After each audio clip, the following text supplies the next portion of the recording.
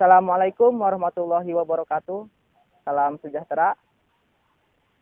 Perkenalkan, nama saya Ahmad Asnawi, biasa dipanggil Arsnau.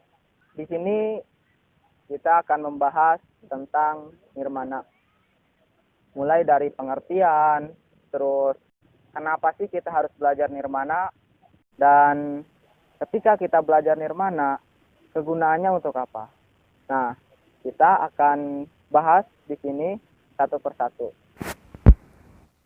Nirmana terdapat dua bagian. Yang pertama, nirmana dwimatra atau dua dimensi, dan yang kedua, nirmana trimatra atau tiga dimensi. Di sini yang akan saya bahas adalah nirmana dwimatra atau dua dimensi. Nirmana berasal dari dua akar kata, yakni nir yang artinya tidak atau tiada, dan mana yang berasal dari kata makna atau arti. Jadi, secara sederhana dapat diartikan nirmana sebagai sesuatu yang tidak atau tiada mempunyai arti atau makna. Tentang ketiadaan makna dalam nirmana di sini berarti pemahaman terhadap karya seni rupa yang lebih dilihat adalah dari sisi wilayah, atau yang dilihat adalah fisiknya, bukan isinya. Agar lebih jelas, saya akan kasih contoh karya nirmana. Jika yang kita lihat dari sisi wujudnya atau fisik, dalam karya ini tidak ada makna apa-apa. Contohnya seperti dalam karya ini terdapat segitiga yang lancip-lancip seperti duri, terus ada juga yang setengah lingkaran. Yang kita lihat juga ada yang berbentuk seperti tanda tanya. Nah, itu semua tidak terdapat makna apa-apa kalau dilihat dari fisiknya.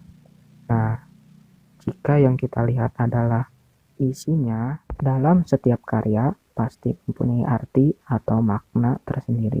Untuk membedakan karya nirmana atau bukan sangatlah gampang. Contohnya seperti ini. Jika kita melihat suatu karya, kita itu bingung. Sebetulnya itu gambar apa sih? Itu kok bentuknya seperti itu? Nah, itu yang disebut karya nirmana. Yang jelas, nirmana tidak sampai menyerupai bentuk seperti entah itu pohon, sepatu, atau dan lainnya. Hanya terdapat unsur titik, garis, dan bidang. Selanjutnya yang akan kita bahas yaitu kenapa sih kita harus belajar nirmana? Nirmana merupakan langkah awal untuk mendalami dalam bidang seni rupa atau dasar dari seni rupa. Kenapa bisa dikatakan dasar? Karena yang terdapat dalam karya nirmana terdapat unsur-unsur seni rupa seperti titik, garis, bidang, dan sebagainya. Itu semua kita olah menjadi suatu karya yang bisa kita lihat menjadi indah.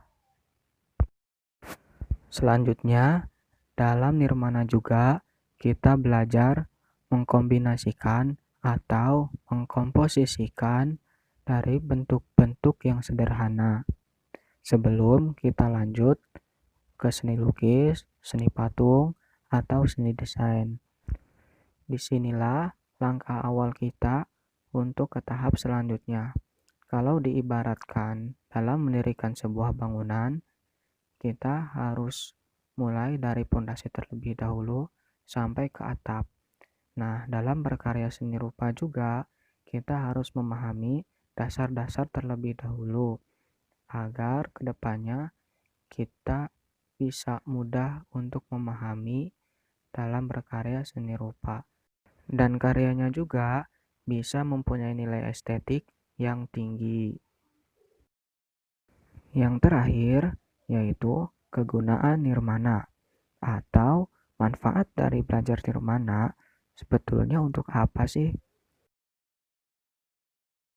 Yang pertama, kita akan peka terhadap komposisi, baik dari unsur-unsur maupun elemen-elemen seni rupa. Dan yang kedua, yaitu meningkatkan kreativitas teman-teman semua. Sehingga selera seni teman-teman juga akan meningkat. Dan otomatis nilai-nilai dari karya teman-teman semua mempunyai nilai estetik yang tinggi. Berikut saya akan kasih contoh penerapan dari karya Nirmana.